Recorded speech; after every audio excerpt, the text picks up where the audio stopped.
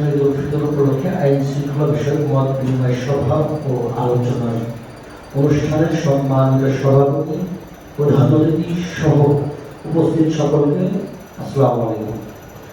আসলে আমাদের সালথা বাজারে যে জিনিসটা আমরা প্রতিনিয়ত আমাদেরকে ফেস করতে হয় সেটা হচ্ছে সালথা বাজারের কাউরিকান্দা ব্রিজ থেকে একদম খান সাহেব রেস্টুরেন্ট পর্যন্ত জাম হয়ে গেছে।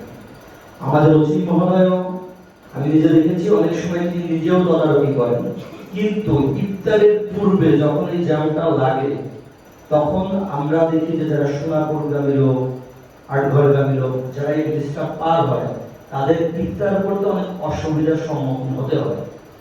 এজন্য বাচ্চু কাকা বলেছেন যে বাইপাস সড়ক দিয়ে যদি সোজা আসে, কিন্তু বাইপাস সড়কে আরেকটা সমস্যা আছে, সেটা হচ্ছে দুই পাশে কাঁচা বাজার বসে, যেটা আসলে বসা উচিত না।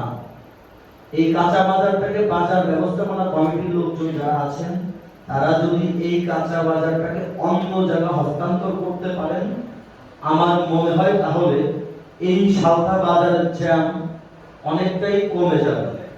এই জন্য আমি, আমাদের প্রশাসনের লোকজন আছেন, আমাদের বাজার কমিটির লোকজন আছেন, এলাকার গণ্যমান্য ব্যক্তি আছেন, তারা যদি বাজারটাকে ওইখান থেকে সরিয়ে অন্য কোথায় নেওয়া যায় কিনা এই বিষয়টি একটু বিবেচনা করবেন।